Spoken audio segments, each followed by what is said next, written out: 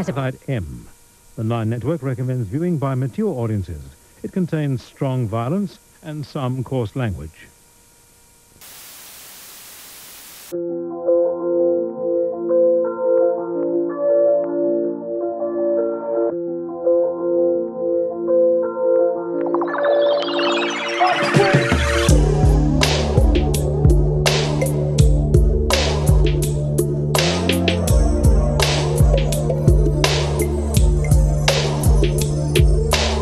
Developed with the mission and intent of civil service, the existing American police structure represents a rigid relationship between the public and those with the duty to protect and serve. The police officer currently holds a distinctly polarizing position as a wider audience scrutinizes the incoherent vision and failures of the American justice system. Social media has allowed the public at large to witness the brutality of those in positions of authority and has been a motivating force behind the calls for safer community policing. With the failures of the current police structure on full display, it is critical to examine the foundation of a system that is evidently crumbling. This video serves as an examination of how law enforcement officers fare against the authority of their own system.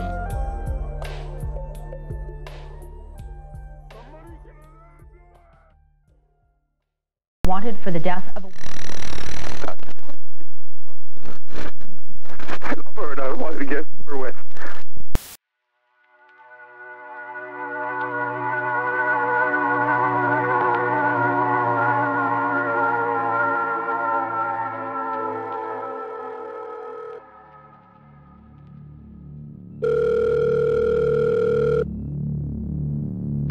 Charlotte, Mecklenburg 911, Norman, fire medic. 911, hello? I need help. Where are you at?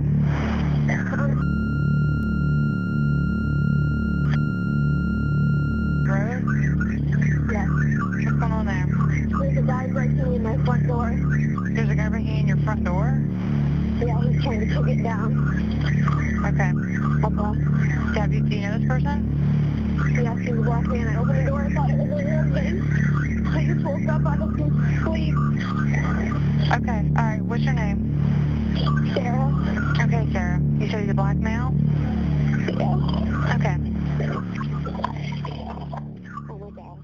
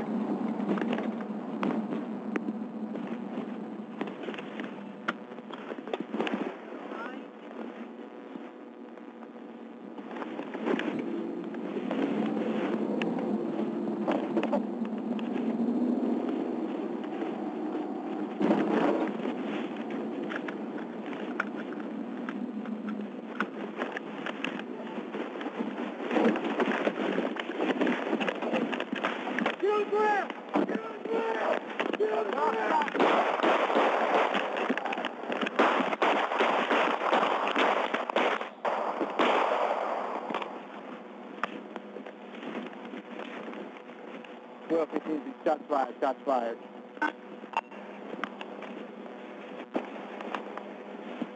Don't move! Don't move! Don't move!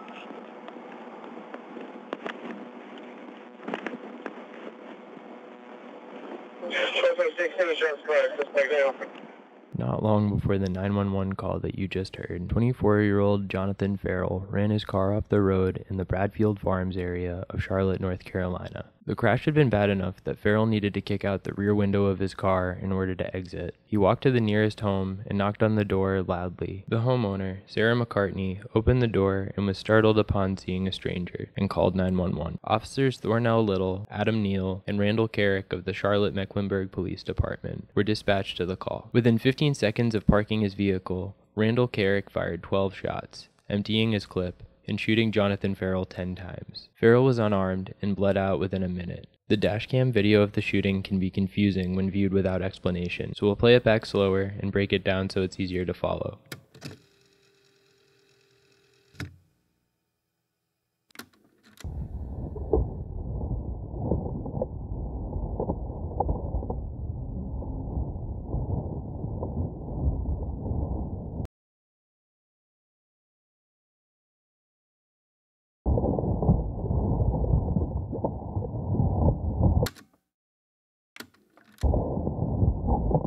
At this moment, Jonathan Farrell has realized that Officer Little has his taser drawn and his fight-or-flight response kicks in. There are two theories as to what Farrell is thinking when he starts running. One theory is that Farrell is choosing to fight his way out of this situation by charging Kerrick and rushing him for his gun. The main reason he would do this would obviously be to avoid getting arrested, but this would make more sense if Farrell went into the situation knowing that he would be perceived as a threat. He had just been in a car accident and was likely trying to get someone to call the police so he could get help. He isn't armed, he isn't wearing shoes at the time, and he isn't aware that he is currently suspected of breaking and entering. He had only just recently moved to Charlotte to start a new life. It doesn't make sense that he would decide to do something as erratic as assaulting, disarming, or even killing a police officer. This brings us to the second theory, that he was panicking upon realizing that he is being treated as a suspect and is trying to evade the officers. It might seem counterintuitive and inherently threatening to try to run through the officers, but this actually makes more sense when you consider that Farrell played football for years and was a safety for Florida A&M. He had spent years playing a sport where one of the predominant strategies is to run an evasive maneuver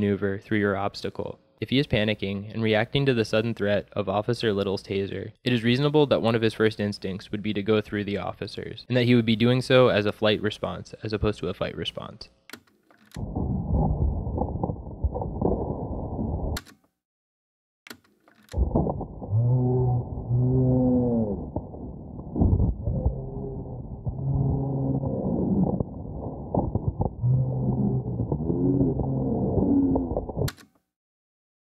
As Farrell bled out on the ground, another officer arrived on scene and handcuffed his dead body.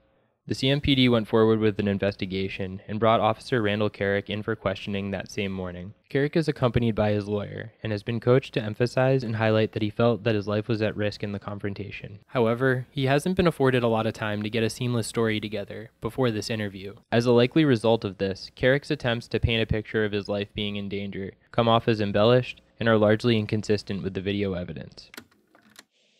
Two officers got dispatched to it. They got a suspect. He was on scene. So I had dispatched admin to the call. I activated my emergency equipment. Proceeded to the location. Prior to pulling into the neighborhood, I turned off my emergency equipment.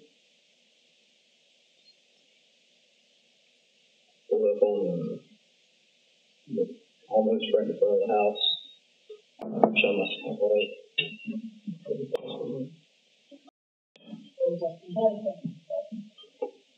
Showing my spotlight around the house, around the property.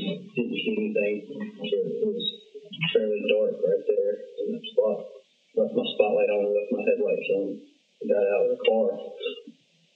And I heard something that sounded like yelling or a loud human grunt sound coming from across the street. Didn't pay much attention to it at first, but I heard it again, and it was just, I couldn't tell if it was somebody screaming or if it was, I knew it was human. So I started to walk up. I was the first one on scene. I started to walk up to the house, got about middle way to the driveway, and Officer Dorner pulled up. So I turned around and advised him that I heard somebody screaming across the street. What is it, Dorner? Dorner. That's his last name? It's not, but this will come up again later.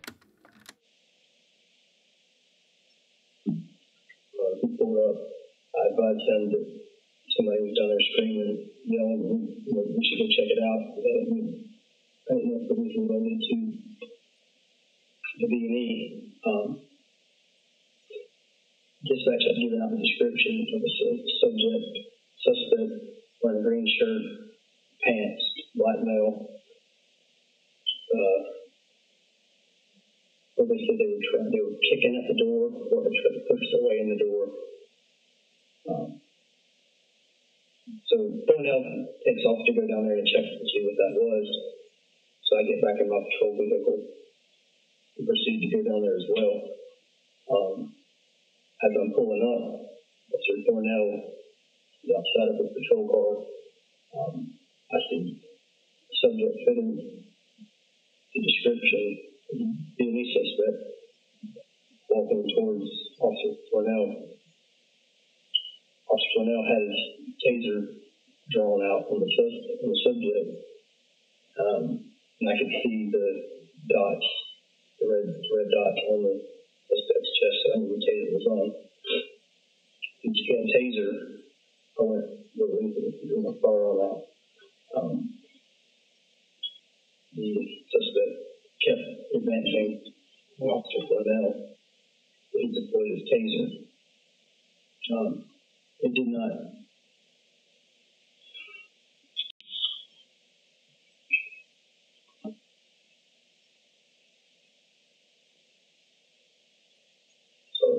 Okay. Take your time. Take your time.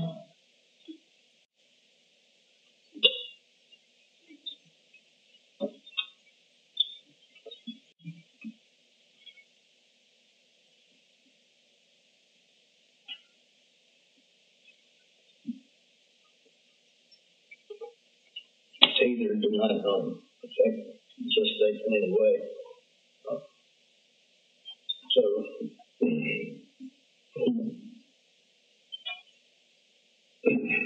So I yelled for the suspect to stop. He turned and faced me. He started coming towards me.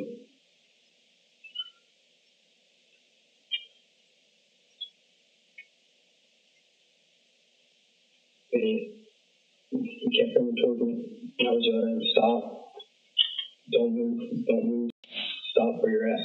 I was actually backing up in the process, so I still had my gun drawn on him.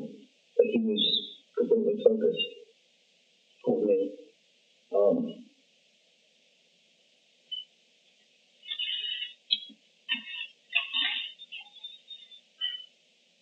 In the dashcam video, Kerrick can be heard yelling stop twice. Kerrick fires less than a second after he tells Farrell to stop the first time, and less than 3 seconds after Little first tells Farrell to get on the ground. It ultimately took 7 seconds for Kerrick to empty his clip. In the following few minutes, Kerrick is going to give his account of everything that occurred out of the video's view. It's frustrating to watch, and he blatantly lies about giving Farrell far more chances to stop than we know he did, and claims to have made full sentences that we certainly can't hear in the dashcam footage. Kerrick is going to do everything he can to make it seem like Farrell gave him no other option than to open fire. I was giving him loud commands, verbal commands.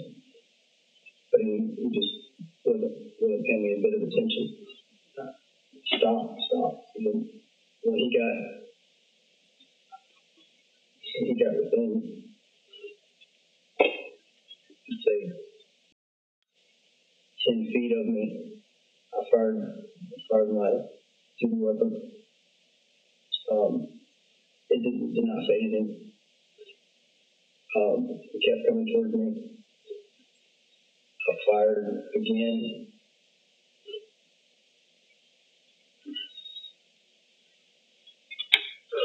And in the process, I was still backpedaling. It started to seem like my firearm just wasn't working. So I got fired 3 to 5 shots, standing up. Somehow I ended up on the ground. I'm not sure if he pushed me or if he tried to grab me. I ended up on the ground, and he started to advance up my pants leg.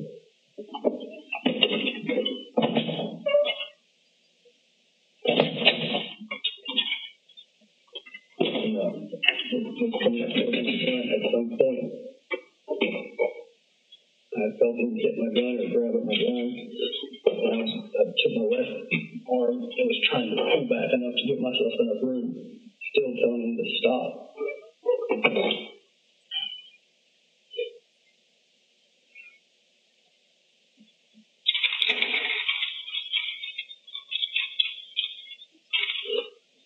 Nothing I would do.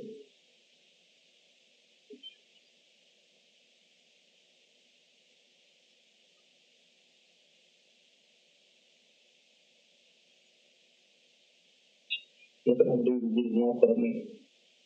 So I fired again. I felt like it was 2 times.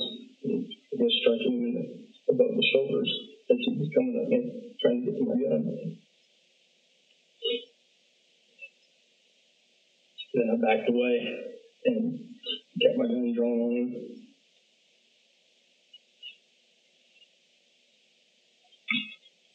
and he was still trying to advance towards me. But I just kept my gun drawn. I couldn't see his hands. I kept telling him not to move. Then Officer Parks showed up. He put handcuffs on me. And everybody rushed me if I was okay. And I remember just going and sitting in the patrol car.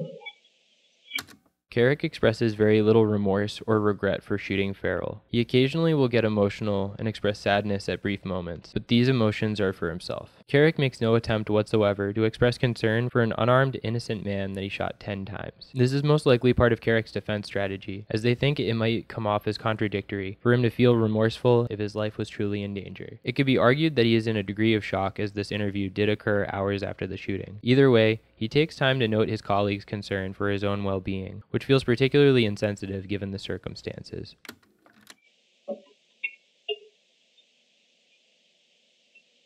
Okay. I'll just go back through it. We're going to go back through everything again.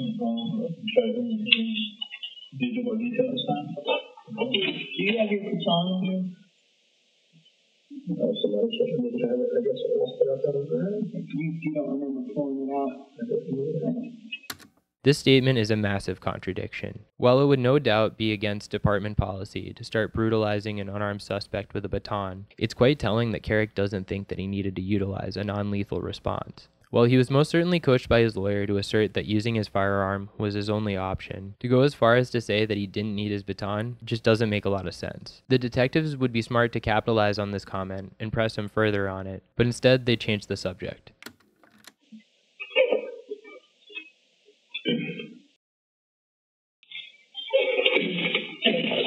Well, actually, you said you had arrived back at the team office, is that correct? Prior to going to the office. Right. What were you going to the team office for?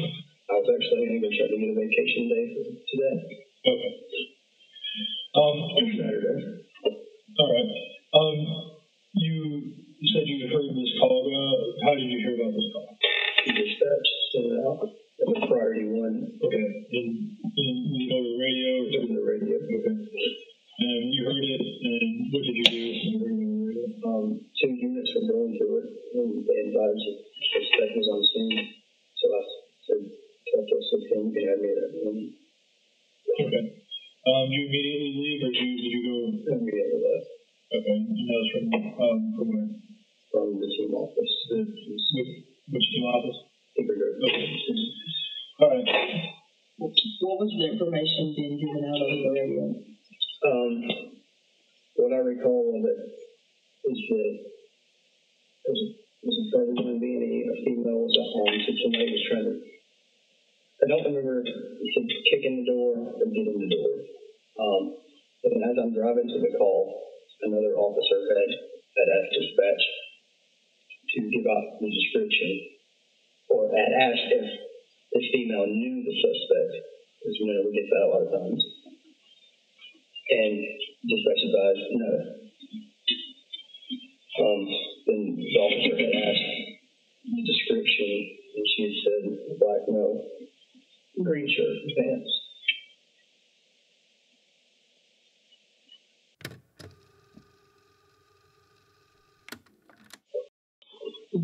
Officer, you're saying Dorner, right? Is he black or white officer? Black. Okay. Are you sure that's his last name? I call him Thor. His last name is Dorner. Okay. How long have you worked with him for? I graduated from the academy October 7th, 2001. Could that be his first name? Could be. Okay. I think it's Dornell Little. That's it, yeah. I don't know. Okay. Sorry, that's my just want to make sure we're right on the officer. It's just not working. Throughout the interrogation, Kerrick is referred to Officer Thornell Little as Officer Thornell. He even goes out of his way to call him by the nickname of Thor. a notable gesture of endearment that makes it seem as though they're friends. It's obviously a bad look for Kerrick to not know Little's full name. However, before he can dig himself any deeper into a hole, the detectives interrupt him to notify him of his mistake, despite it seeming like he was headed in a direction that would have actually made him look worse. We can only speculate, but when he was asked how long he had worked with Officer Little prior to the shooting, Kerrick starts talking about when he graduated from the police academy in 2011. It's impossible to know how he was going to finish this thought, but mentioning a specific event in direct response to this question would imply that it has bearing on his answer. Kerrick began working for the CMPD promptly after completing the academy. Either he was going to state that he first met Officer Little as he was about to complete the academy, or right after. This would mean that he has gone approximately 2 years without knowing Officer Little's full name. Not only is this poor procedure, as Kerrick would likely run into communication issues if he can't properly identify a fellow officer by name, it's a fundamental sign of disrespect. To some, this might feel like nitpicking, but in a case where racial bias is a crucial factor, the fact that it comes up at all feels indicative of something larger. So it's Dorner a little bit fairly tall, yes. Now. Okay. Wears glasses. Okay.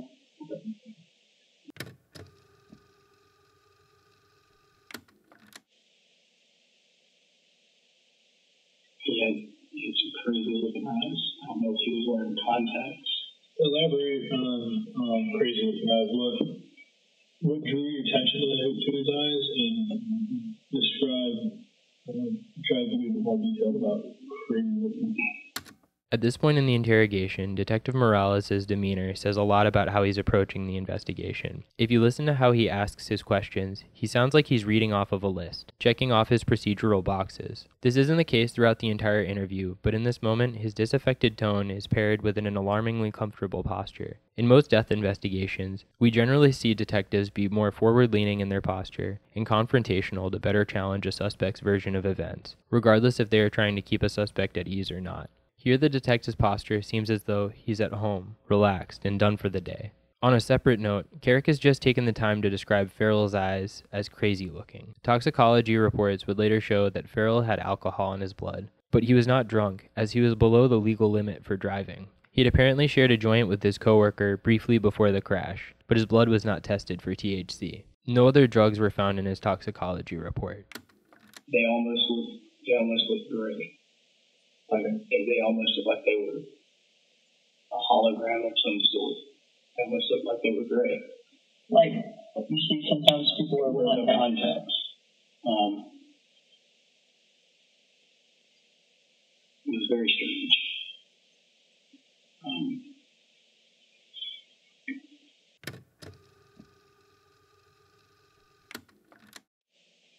Take to the corner of the desk. Okay. So the suspect is at the corner of this desk the computer's on. I'm up close to him and you're where you're at. Yeah. And then I said, hey, stop. And he looked at me, focused on me, started approaching me. Okay, so now he's moving aggressively. And I have lethal on him. So as he's approaching me, I'm backstepping. Okay. And I'm yelling, stop.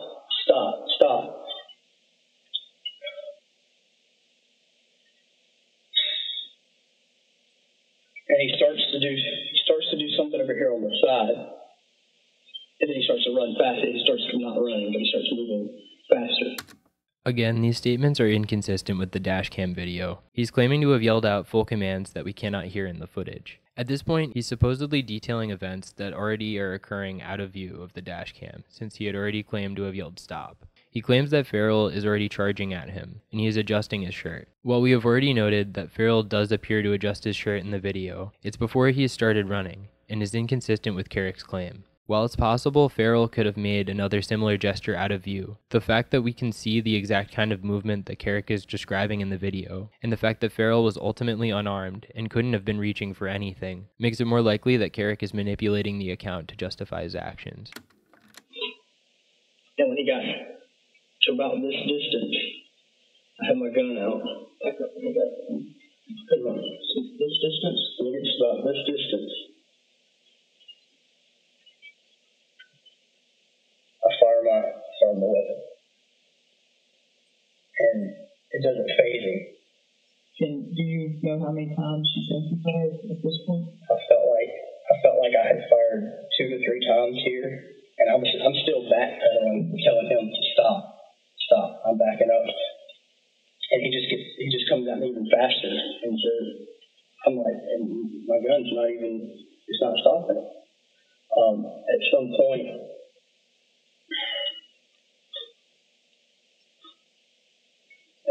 I'm not sure if he pushes me or if he grabs at me, but I fall on the ground. Okay. Can you get down on the ground the way you were positioned? Okay. I get down like this. And I believe he was still up. Tell me about his hands and his positioning of his body. At this point,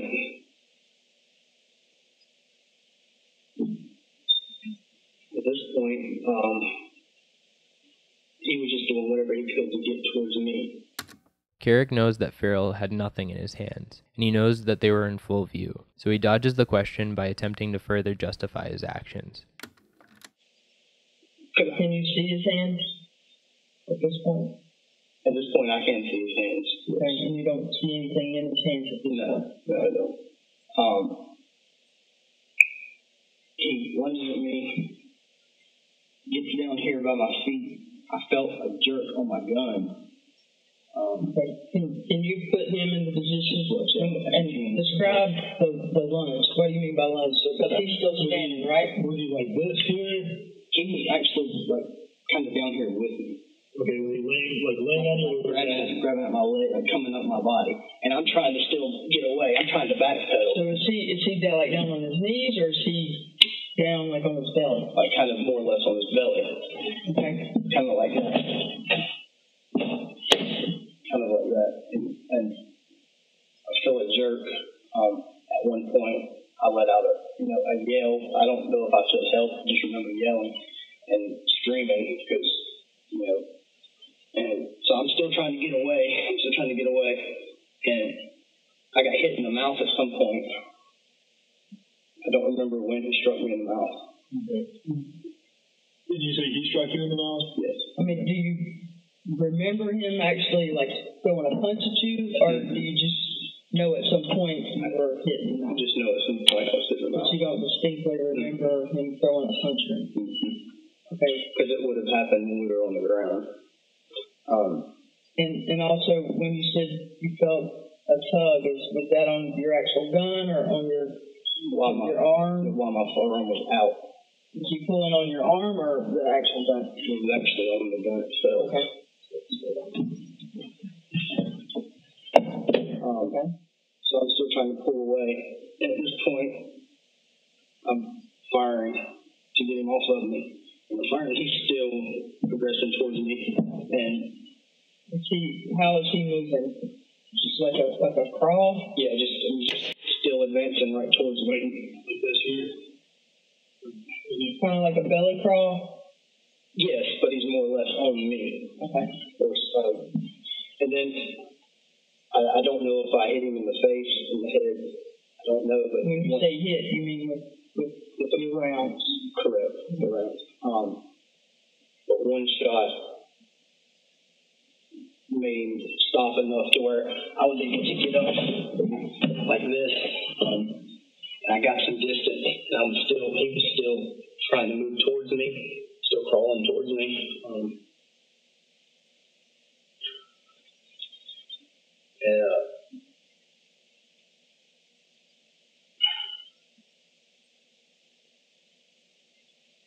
I was still yelling for him to stop.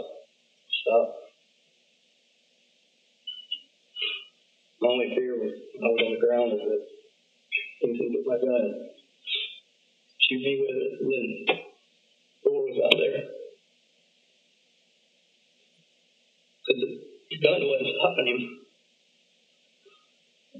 Did you fire any more rounds once you got up? Once I got up. So all your rounds were initially when he was coming at you, and then when he was down on the ground, you say he's grabbing at the gun. Okay. Do you recall what Officer Little was doing during any of this? I don't know. I know Officer Neal was there, and I know Officer Blue was there, but I do not recall what they were doing. But I still had my firearm drawn down on him, and I believe I hadn't quite stood all the way up, and I was telling him, don't move. He had his hands tucked under here. So he's laying belly down and he's got his hands up under his belly? Yes, but he was still trying to crawl. Like, was he like this here, or was he? It seemed more like up here. Yeah, and he was still trying to crawl towards my direction. And I'm still saying, don't move. And then Officer Parks pulls up and said somebody needs to put handcuffs on him, and they ended up cuffing him. They asked me if I was okay, looked me over real good, and then had me go through my patrol car. Mm-hmm. Tell me what he was doing what suspect was doing when Officer Little had the taser on him when you got around. He was coming right towards him. He was coming at him like he was going to attack him. Okay. And you couldn't hear if he was saying anything or if Officer Little was saying anything? I couldn't. But I know that if I did not go down there with Officer Little, something really bad could happen next.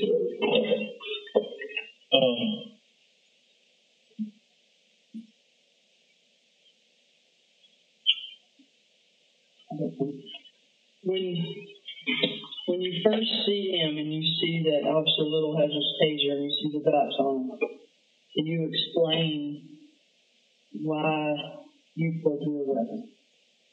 With our training that we go through in the academy and just my experience on the job, if somebody has a taser, another person needs to go lethal, but we don't know what this guy's got on him. He just broke into a house. We don't know if he's got a knife, if he's got a gun.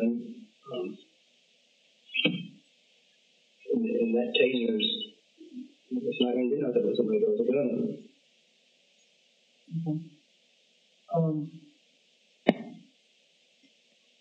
And obviously, the taser didn't work the first time. And I didn't have time to even try to put my firearm away and go for the taser anyway. When you try, when he turns and focuses on you, mm-hmm. What's going through your head? Why do you feel that you need to fire your weapon?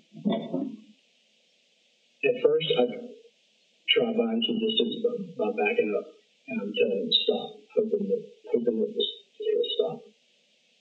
And so I keep backing up, and then he starts going right down here. He starts moving at a much faster pace, and I couldn't back up. So you're saying here, so he's reaching in his waistband area? He was going down in this area, and didn't actually stick his hands down in his pants, but he was going down in this area.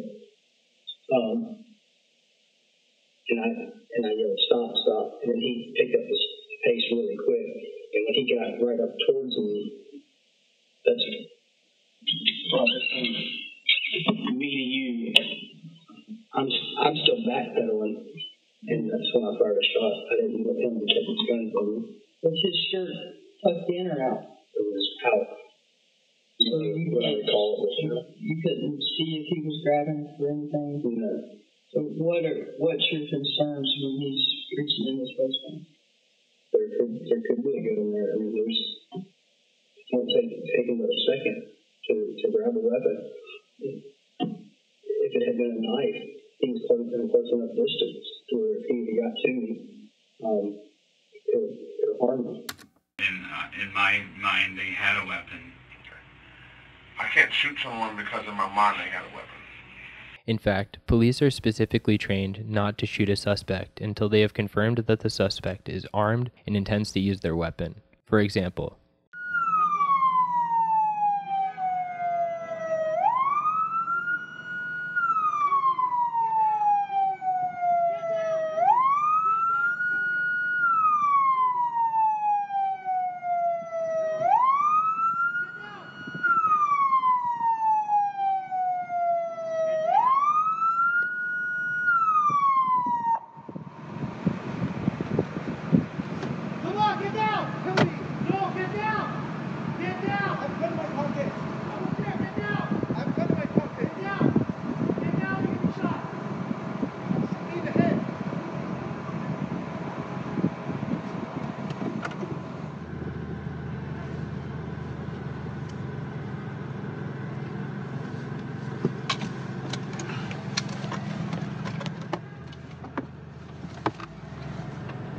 So guys, get down.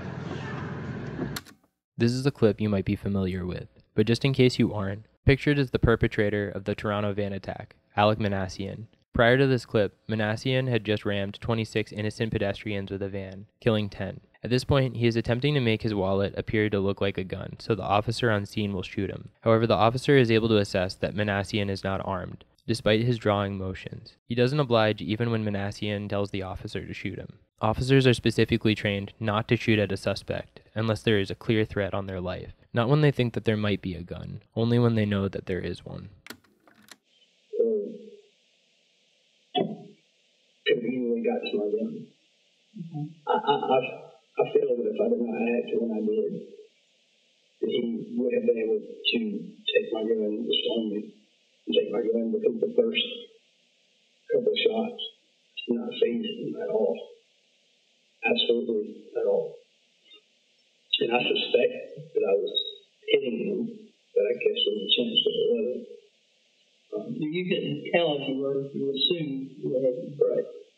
Like I said, I think that was the biggest shock to my body, that here I am shooting at someone, they're still aggressive on me, even on the ground. And I fire a shot this close, and there's still nothing. You don't recall him ever saying anything. He never responds back to any of your commands. Like he was completely zoned out.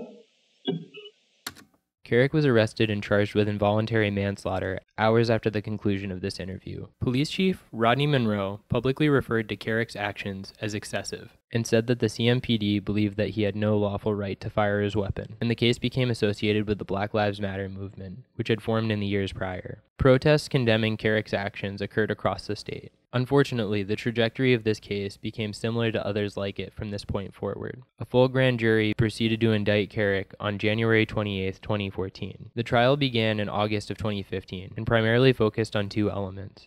One was whether or not Farrell could be perceived as a lethal threat, and the other being whether Kerrick had actually been trained to have his gun drawn and ready if another officer is wielding a taser. Both of Kerrick's fellow responding officers testified on his behalf and confirmed that they too perceived Farrell to be a threat. It was also revealed that Kerrick had in fact been shown a training video a month prior to the shooting that instructed officers to draw a firearm if they see a fellow officer drawing a taser. The trial ultimately ended in a mistrial due to a deadlocked jury, with 8 out of 12 in favor of acquittal. Jonathan Farrell's family settled a civil suit against the city for $2.25 million, but another trial was never pursued. Kerrick formally resigned from the CMPD following the trial, and he was given a sum of $180,000 in addition to back pay and retirement benefits. The city of Charlotte did publicly declare that they wouldn't compensate Kerrick's legal fees, but they ultimately did pay him an additional $50,000 to cover his legal fees anyway. A comparable case that has been aptly analyzed by a much better channel than this is that of Michael Dunn. In a similar set of events, Dunn, a 45-year-old white man, shot and killed a 17-year-old black high schooler named Jordan Davis. Dunn also justified his actions by claiming that he thought Davis had a gun. These two cases differ in some ways, one of the key differences being that Dunn was a citizen and not a cop. Compare the two cases and decide for yourself if the CMPD were as thorough as they could have been when investigating Kerrick. In the big world, the blue uniform, the gray uniform, the green uniform, the police uniform too often represents authority, but not justice. How do you overcome that? By being fair. It takes more than one time with people. We have to break through those barriers and get these people to trust us. And to do that, it's a long process through meetings, through working with them, through their younger people, because the older people have had bad experiences almost their entire life.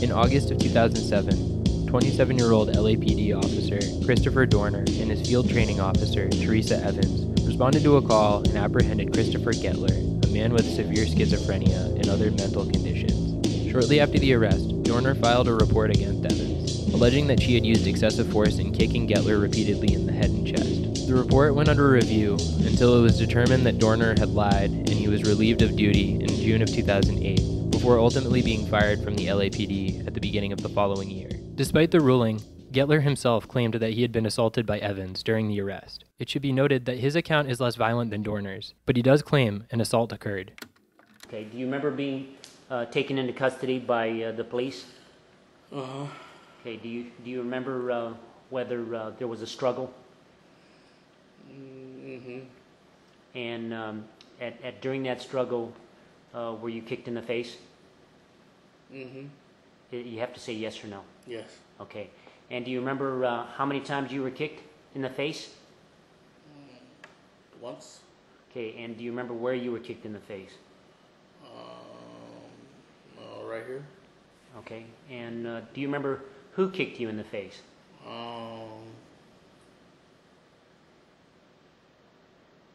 An officer. Do you remember what sex? Was it a male or female? It was female. Dorner was a decorated veteran of the Navy and took this ruling extremely hard. He was regarded by many as an honest, upstanding citizen who genuinely always tried to do the right thing. He fought his firing with legal action and a wrongful termination suit, but ultimately none of this was ruled in his favor. Having exhausted all of his legal and legitimate means to overturn the decision, in February 2013, he decided to take matters into his own hands and into an extremely different direction. 10,000 law enforcement officers are trying to find a killer in Los Angeles, California. A sweeping manhunt triggered by this man, a former policeman accused of a shooting spree, targeting fellow cops and their families.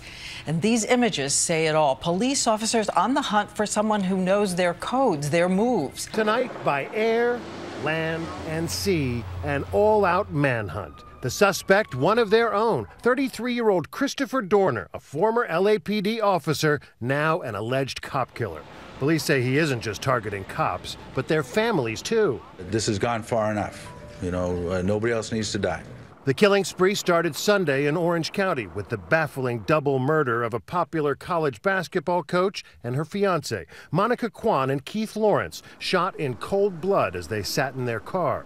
Only last night did authorities put two and two together. Kwan is the daughter of retired LAPD Captain Randy Kwan, who was instrumental in getting Christopher Dorner fired. In a rambling manifesto posted online, Dorner blames Kwan and other LAPD officers of a smear campaign.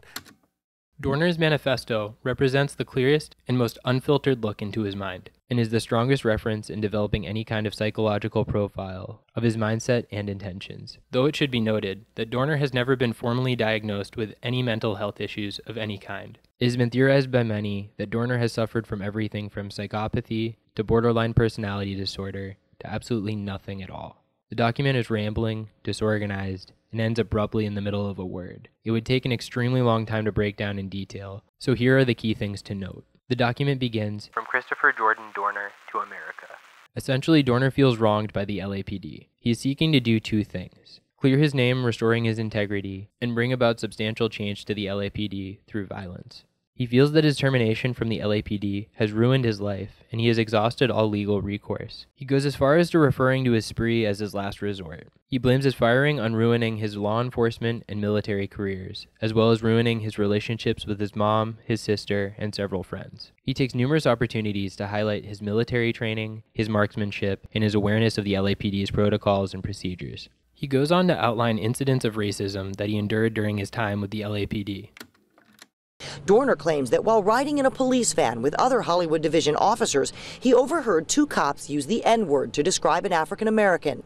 Dorner says when he asked them to stop and when they refused, he says, quote, "At that point, I jumped over my front passenger seat and two other officers where I placed my hands around the officer's neck and squeezed. I stated to the officer, 'Don't effing say that.'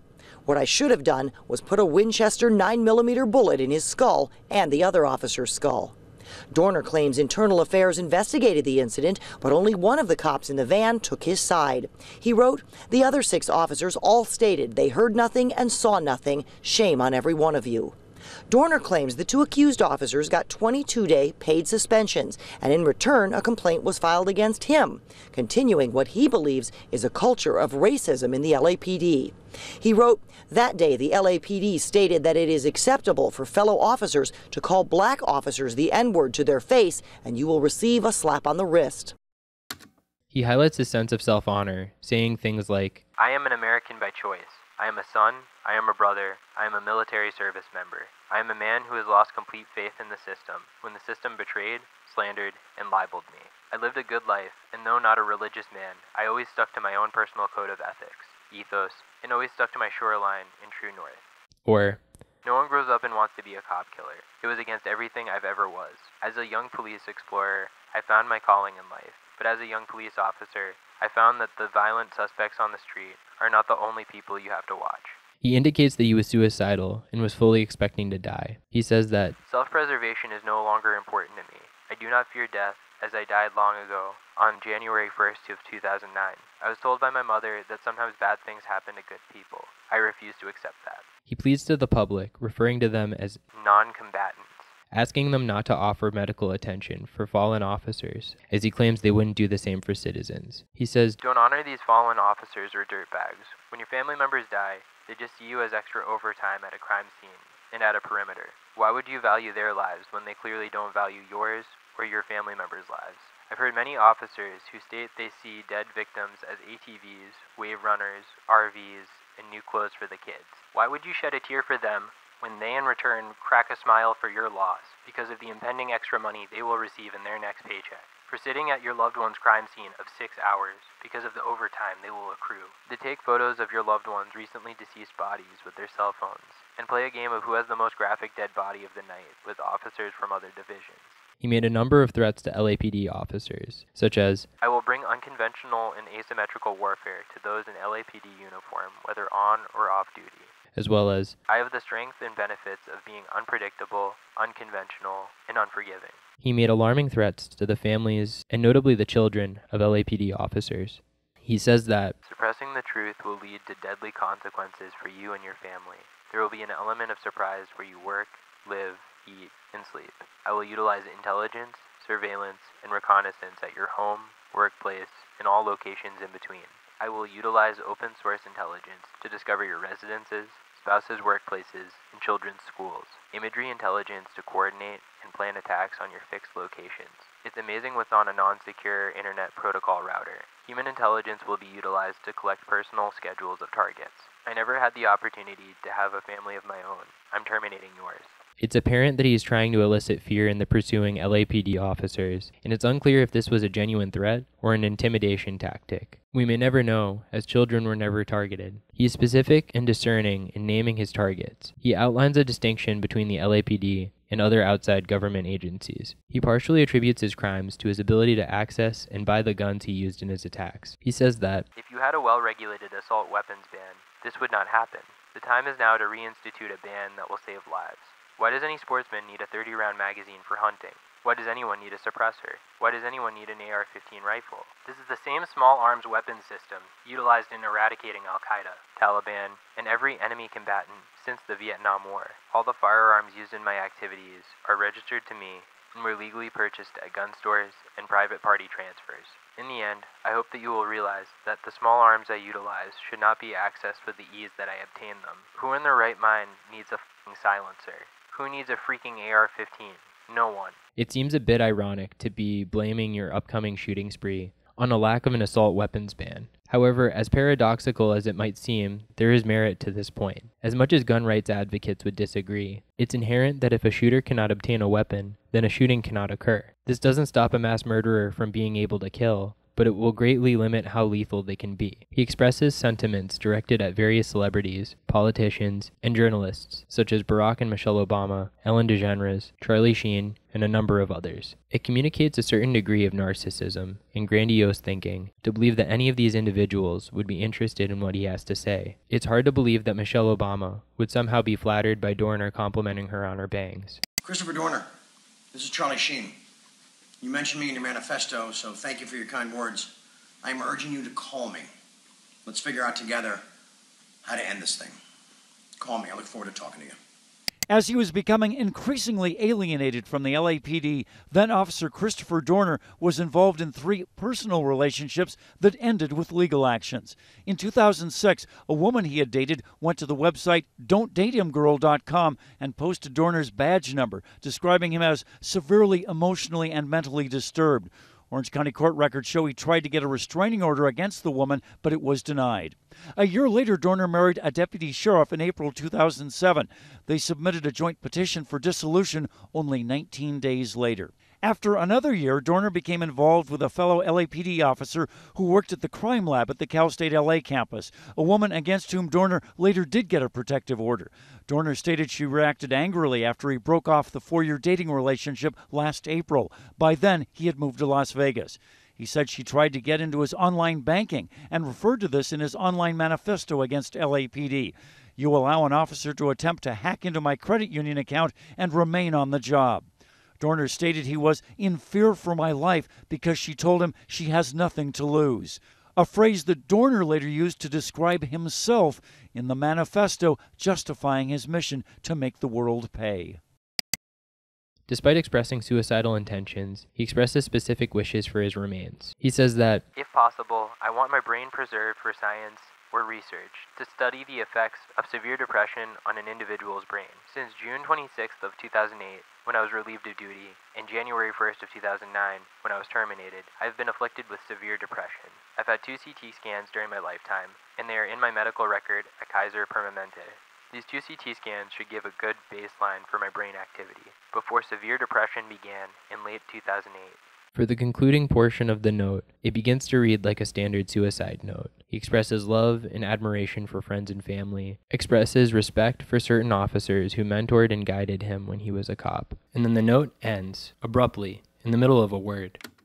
At 10 o'clock last night, police say a man fitting Dorner's description tried to steal a boat in San Diego. He was unsuccessful. Later, Dorner's LAPD badge was found nearby. 1:25 a.m., Corona, an hour east of L.A. Police officers acting on a tip exchanged gunfire with a man they believed to be Dorner. The officer was grazed by the bullet, unable to pursue. 1:45, Riverside. 2 more officers on a protective detail ambushed. 1 killed, the other seriously injured.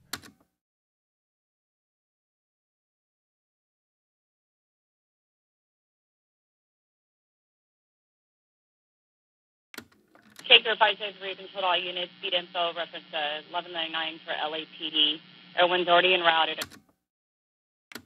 occurred at the 15 freeway Magnolia, the 187 suspect from Irvine break. The suspect vehicle is still outstanding. It's a black Nissan Titan, 7 X-ray 03191. It was last seen east on Magnolia towards Home Gardens. Corona got the call at 01 24 hours. Break. 1199. We're on Mag at Arlington. Officer shot multiple times.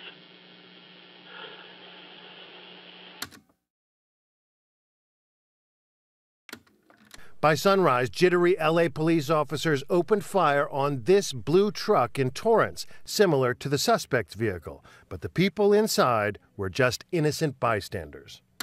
Margie Carranza, a 46-year-old woman, and her 71-year-old mother, Emma Hernandez, were delivering newspapers in the early morning hours of February 7th, when 8 officers fired 103 shots at their blue Toyota Tacoma, mistaking it for Dorner's gray Nissan Titan. Hernandez was shot twice in the back, and Carranza was injured by the broken glass. And this wasn't the last time police officers injured an innocent person in their pursuit of Dorner either.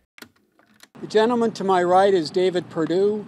Early in February, the Torrance police attempted to kill him. Today we had a mediation before the learned Judge Baird. The city of Torrance has refused to settle the case at an appropriate amount. We will be filing a lawsuit on Monday. In this picture, Perdue holds one of the bullets that grazed past him the morning of February 7th, when his attorneys say Torrance police rammed his truck and fired 3 shots. Although Perdue looks nothing like ex-cop and fugitive Christopher Dorner, police said it was a case of mistaken identity. Dorner's truck was found later that day on fire on the side of Bear Mountain, California. However, he had escaped on foot. This spawned the largest manhunt ever conducted in the state of California. The public reaction to Dorner's actions and intentions are truly incomparable to that of any other mass murderer in U.S. history. His grievances towards the LAPD resonated particularly with Black Americans and those with anti-establishment ideals. His background in the Navy and law enforcement further distinguished him from other mass murderers. Talkback, why do some see Christopher Dorner as a vigilante hero? Where is this coming from, Pete? It's coming from an exclusive ignorance for those of us who are privileged to be born white in America. I mean, if you don't understand with some perspective the history of this country and racial violence oftentimes perpetrated by those in law enforcement or the owner, if you will, if you don't understand that history in this country, if you don't understand specifically the history of the LA Police Department and black folks, then you won't understand this. You should read Tim Wise, Michael Eric Dyson, Michelle Alexander, the new Jim Crow. That's where this is coming from. Black folks in America have been targeted by law enforcement. And I don't want to generalize here at all, but specifically by, of course, law enforcement for generations in this country. And I think that's a lot of where this is coming from. But you have to understand history and perspective. Yeah, but Roland, why at this particular time this man is still out there? He's still so dangerous. Why bring this up at all at this particular time? Because he brought it up. I mean, look, I just did Geraldo Rivera's radio show, and we talked about this, and this is what it speaks to. First of all, if you hold him as a vigilante hero, for me, you're nuts.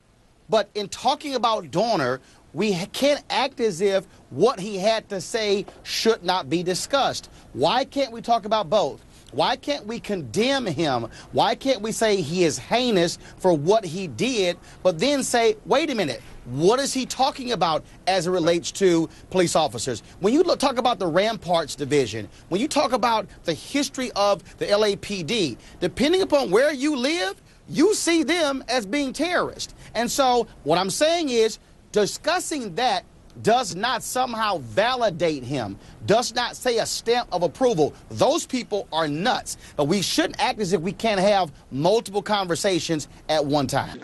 Causing some, stirring things up a little bit on Twitter of late. Did you feel that people were going to react so strongly to your opinion of Dorner and his whole issue with the LAPD? Yeah, it was a sensitive thing. Mm-hmm. It was, you know what I'm saying? It was a real sensitive thing, so I was aware of that, but that was just my reaction to the situation. I mean, I didn't do it for anybody else. Right. And you know, Twitter is my Twitter is my social network to speak how I feel. You know what I mean? So, right. That's all that was. Really. I mean, it was interesting. But I mean, I definitely, you know, it's a sensitive subject. You know what I'm saying? So, I definitely knew people would respond. Right. For sure. The majority of people seem to be on your side as well. So, were you surprised by that? Nah, it's a real sensitive thing that a lot of people can relate to. Right. You feel what I'm saying? Like people that I can relate to. You know, I mean, living in LA, first of all, you know what I'm saying. But that's just, you know, that's just police in general. You know, that's just, you know, law enforcement in general. So right. It's just that type of thing. Did you read the full manifesto? Yeah, I did. So that's what made me speak on it. First of all, anybody who would kill innocent folks, I don't think is a hero. So let's kind of get that off the table, because I think when the question is raised about, let's look at what is going on here, what he's raising, let's investigate that.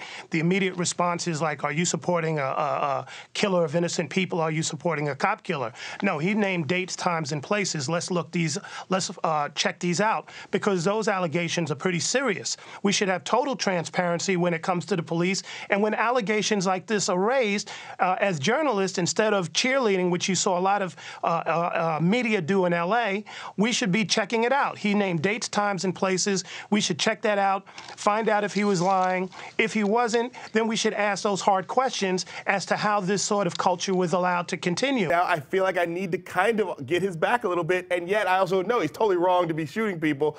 But the LAPD probably did screw him over. You know, like, it's just, being black is complicated. It's like you have to sort of, I mean, this is true of being a woman, being an Arab, being any other. Like, if you're a 6 foot tall, good looking white guy who's got money, you're not another. You're the thing. You're the practice. I'm that too. You're a Brad Pitt. Yeah, you're on the money. Your face is literally on the money, you know, of other rich white guys. So I feel like that, you know, anytime you're in other things get complicated. Like, yes, he's horrible. He shouldn't be killing people. I hope they catch him. And the LAPD sucks. You know, like it's just, and that's the complications of being black. You know, Right. You know. So Fantastic. Christopher Dorner, I hope he gets caught, and I also hope they let him talk after he gets caught.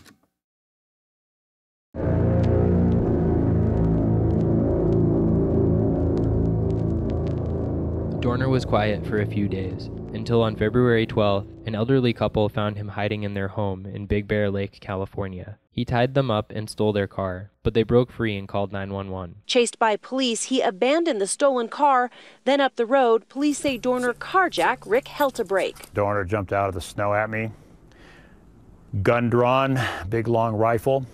So I just stopped and put my truck in park and put my hands up. He pointed his gun at me and said, "I don't want to hurt you. Just get out and start walking up the road and take your dog." Dorner was pursued to another cabin, where he opened fire on 2 San Bernardino police officers, wounding one and killing 35-year-old Detective Jeremiah McKay. A perimeter was formed around the area, and all news media were cleared of the scene. All media except CBS reporter Carter Evans. A lengthy shootout occurred, and an unprecedented manhunt ended in an unprecedented fashion.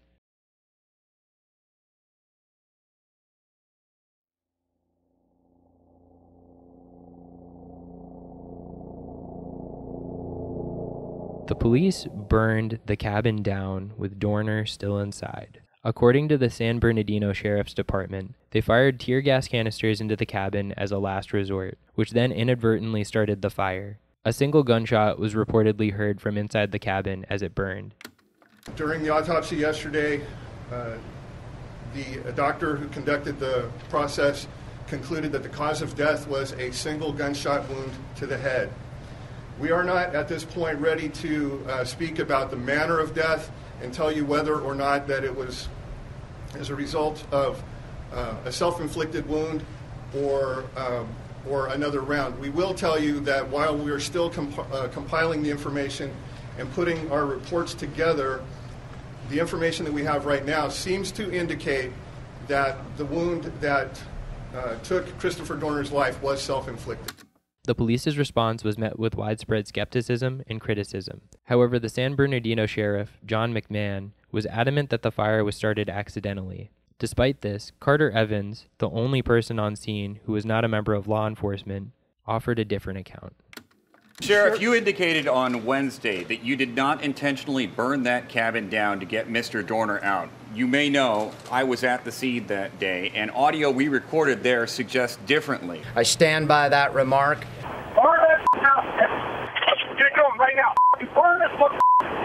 I would suggest to you that those comments were made by somebody away from the tactical team.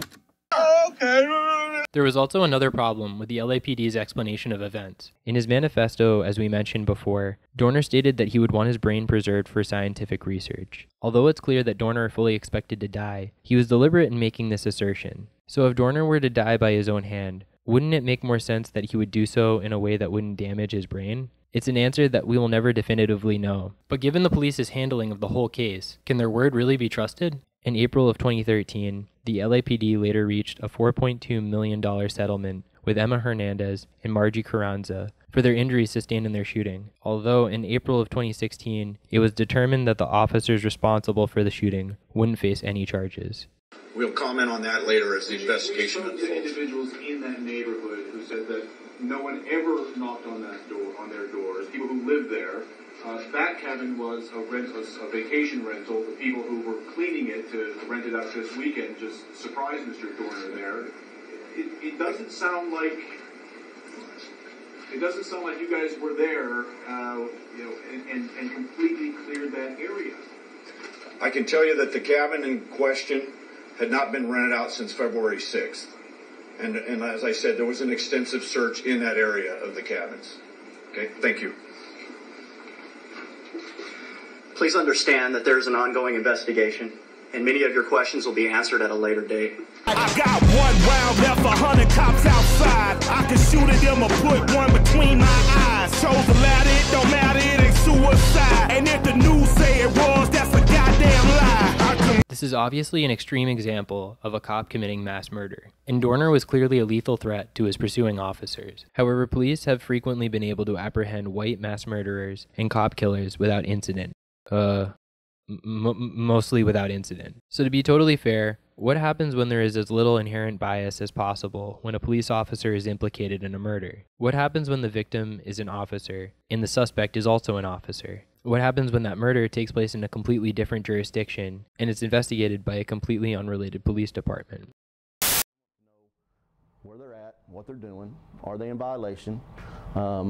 Also, just mainly to keep our citizens safe, our children safe. Manford Police Chief Lucky Miller says almost every year since 1989, sex offender registration laws in Oklahoma have changed. He says the changes could be as small as adding or removing a word, in effect changing the entire meaning of the law. Miller says the state has never offered a class like this before. He says his training officer, Mike Nealey, has done extensive research on the topic and wanted to share what he's learned with others.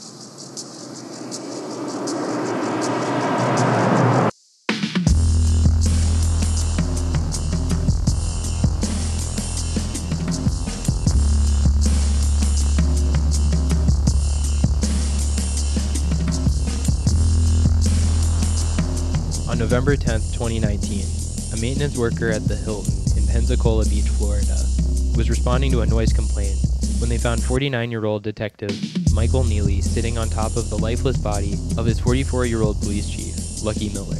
Both were officers at the Manford Police Department in Manford, Oklahoma, and were in town attending a conference on death investigations. Nealey was reportedly heavily intoxicated, with a blood alcohol content of 0.294, while Miller's was 0.334 at the time of his death. Miller's body had sustained numerous injuries to the face and head, and he also had signs of asphyxiation and strangulation. Nealey's hands were reportedly injured and swollen, and no weapon was recovered from the scene. An autopsy later determined that Miller had sustained approximately 6 strikes to the face, with at least one hitting him with the force of a car crash, causing internal decapitation. The incident confounded those who knew the men, as they were extremely close and considered to be best friends.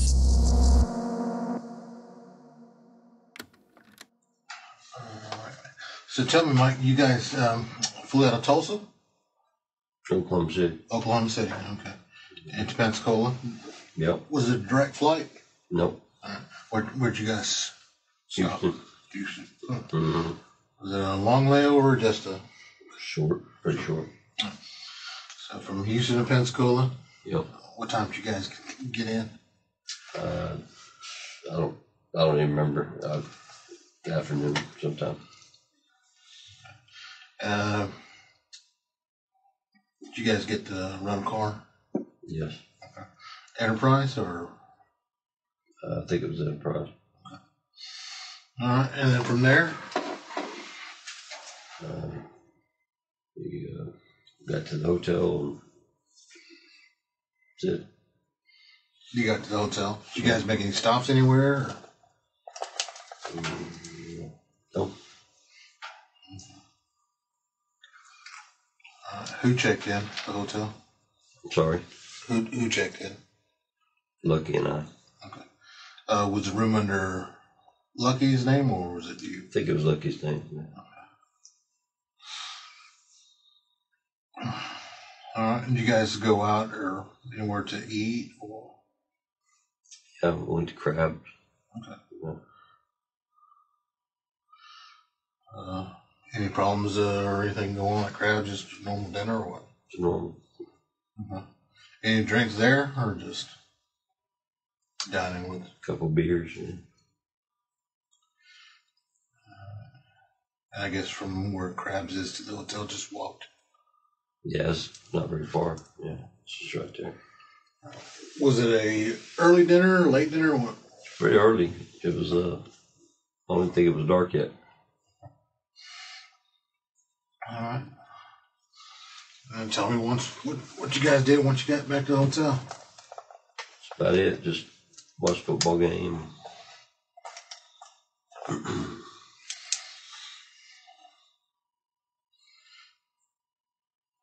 Particular team, or just football in general? That was a Dallas game starting. Dallas and somebody, I don't remember who. All right. Do you remember hotel staff or hotel employee coming up and telling you guys to keep it down? I don't remember that.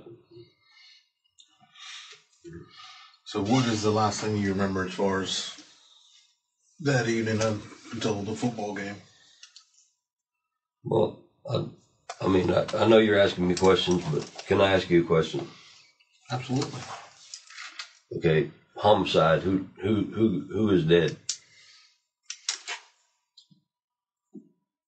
Lucky's dead. Lucky's dead. Yes, sir. Okay.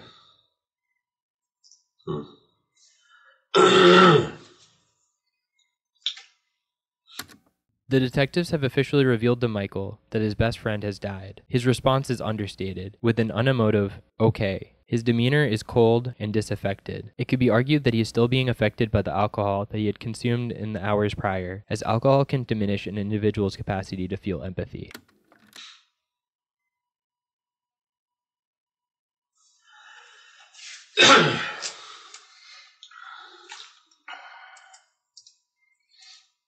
So we're trying to figure out what happened to Lucky.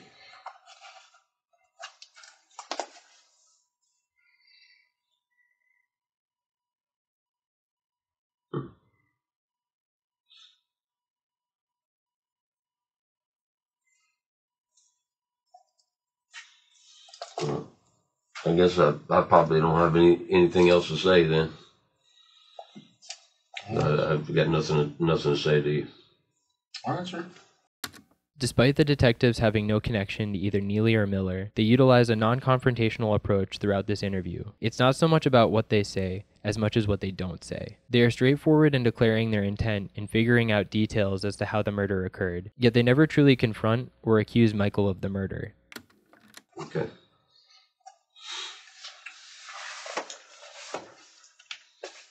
Did you advise him what he was charged with? No, Michael, you've been charged with second-degree murder. Okay. I had no idea what I was being charged with. Yeah, you're being charged with second-degree murder, and you're fixing to be booked in the Escambia County Jail with no bond. And we've already notified your wife, Okay. Lucky's wife, and Lucky is the victim, yes. I'm assuming. Yes. Okay. And we've notified y'all's department. Okay. And the task force head. Okay. You have any questions for us? I mean, I've got 1,000 of them, but I mean, really doesn't make it. Well, I mean, sure it does. I mean, if you want to talk, we'll sit here and listen to you talk. I mean, we'd love to know what the heck happened.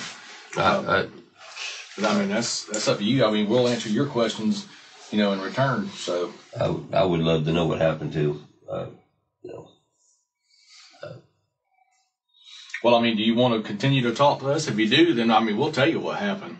I mean, I would love. I would like to know what happened. Because I'm telling you, I don't have any memory of any of this shit, and I'm shocked that Lucky's dead. I mean, it's shocking. Tell you that. Maybe it could jog my memory. I have no idea. But I don't know. Do you want to continue talking to us? Yeah, I mean, I'll continue to talk. I'd like to know what happened. I mean, if you'll tell me what happened? That'd be great. The conduct of this interrogation is unusual. Normally, in an interrogation, detectives are withholding with what information they have. They give the suspect as much room as possible to create a narrative in their own words. They can then compare this timeline with the evidence that they have to find any discrepancies or inaccuracies. In this case, however, Nealey claims to not remember anything. So instead of pressing him or confronting him any further, the investigators proceed to reveal essentially all known information in the case. There's little that is brought up in this conversation that hasn't been publicly released. With this move, it begs the question if the investigators had any strategy at all before going into this interrogation. Did they even think that there was anything to learn from Nealey? The circumstances were almost certainly damning for him, as his guilt was almost undeniable, and a confession was not essential in this interrogation. That being said, the detectives clearly don't seem too interested in learning something new from Nealey. They acknowledge that he has no discernible motive, and their line of inquiry stops there, and they don't really try to bring it up again or press Nealey for more information. As a detective back in Manford, Nealey certainly knows from the outset that his best option is to request a lawyer. The fact that he doesn't could mean that either Nealey remembers the events and is trying to feign ignorance. If this is the case, then he is playing it as if he blacked out and he is slowly coming to. Or, Nealey had actually blacked out, and his lack of memory is genuine. It's unknown what Nealey's prior history with alcohol is, so we're unable to gauge his tolerance to it. But considering his blood alcohol level, it's a definite possibility that he could have been intoxicated enough to initiate a blackout. The true answer is unclear, although throughout the conversation, there is a distinct feeling that Nealey is withholding information, and we never get a chance to find out what that is. Okay, well, we'll continue this interview with you. It's like, I'm trying to get you to figure out what's the last thing you remember. Mm-hmm. And if the last thing you remember was watching football, do you remember drinking? Yeah. Okay. Were you drinking the vodka? Yeah, I drank some vodka. Yeah. And that's why I wanted to figure out if you stopped anywhere, because there was a bottle of vodka in the refrigerator. So, okay. Like I said, we've all flown on airplanes, and we know you can't carry. Yeah, that was before dinner. I think that was either before dinner, right after dinner. Lucky bought that vodka. Yeah. Okay. All right. Because I know being out there's that liquor store right, probably to the front and to the right of, the hotel. Yep. So. Mm-hmm. Well, the first call came a little bit after 6, I believe. One of the guys that the room next to you didn't say you guys were arguing, just being loud, just laughing, yelling. Probably maintenance or security came up, knocked on your door. Lucky answered it. The guy said, "Can you guys keep it down? We got a noise complaint." He said, "Fine, we'll keep it down." Mm-hmm. Okay. So the next noise complaint came out about 9 minutes till 10 in the evening. This one was from the other neighbor, because the one beside you, the first complainant, they moved his room because you guys were continuing just to be loud. Nothing out of source, just being loud. This time he can't get anybody to come to the door. All he hears, he's knocking. He hears just grumbling, grunting. Uses his card to get in. Walks in, and you remember the room layout. There's 2 queen beds.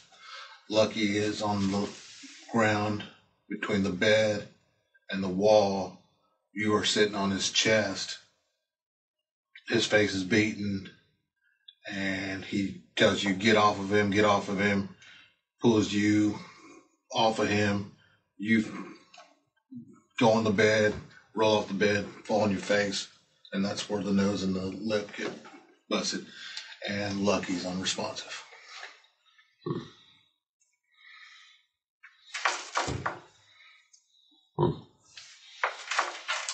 Okay.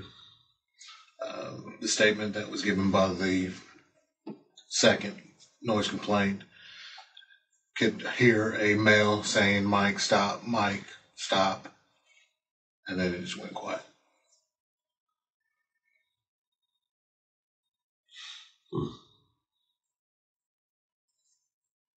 Lucky's dead. Is that what you're telling me? Yes, sir, he's dead.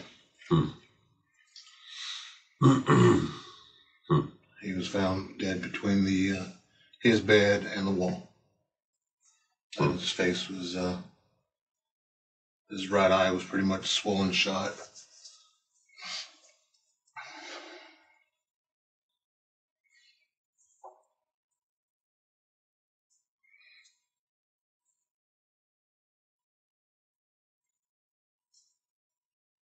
Does any of that jog your memory, Mike? No, it doesn't. Did you have any kind of animosity or anything like that towards Lucky? Not at all. No. Have you ever had a violent outburst or anything like that before when you were drinking? No. Anybody ever told you that you got violent when you drank? No.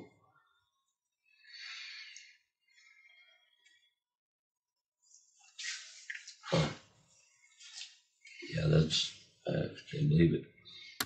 The question that should be asked is, why were they so intoxicated? It's not unusual for someone to get drunk with their best friend, but they had started drinking at dinner, and their first noise complaint was around 6 p.m., and they continued making these noises until people heard violent noises around 9:50 p.m. Up until that point, the noises were described as laughing and drunken behavior. According to Michael, they drank and watched a football game, but he can't even remember one of the teams that was playing. So he clearly wasn't too invested in the game, because if he was, he would certainly know that information, whether or not that he had blacked out. So what went on in that room for almost 4 hours before things turned violent? What made Michael Nealey kill his best friend? We might never have a definitive answer, although some theories have circulated online.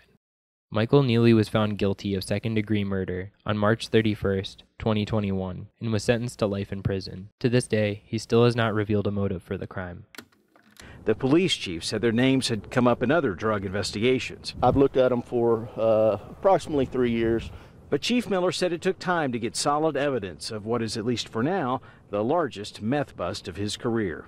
It's been a long time coming for me and my detective, Mike Nealey. The leftovers, police say, coupled with the evidence of what they were buying. The officers ultimately chose to preserve Nealey's dignity and held back on figuring out why he would kill his best friend. In doing so, they are doing Miller and his family a disservice. However, it appears as though they may never have that full closure. Officers seem to generally restrain themselves when investigating other officers, like in this case, and with the case of Randall Kerrick. It seems that investigators choose to protect the officers under investigation because they are concerned with preserving the validity and righteousness of law enforcement. Officers are supposed to uphold the law, not break the law. And if they start being implicated in crimes, how are the police supposed to be trusted? The irony in this thinking, though, is that public distrust in the police is rampant and is only becoming worse because the police can't hold their own accountable. It undermines the very perceived righteousness that the police think they are protecting. Regardless of an officer's motivations when they join the police force, all officers are sooner or later pressured to conform to a culture of unity and secrecy, regardless of what their fellow officers are implicated of. Until this culture is eradicated and a system is enacted where those who uphold the law are not above the law, American society will not know true justice.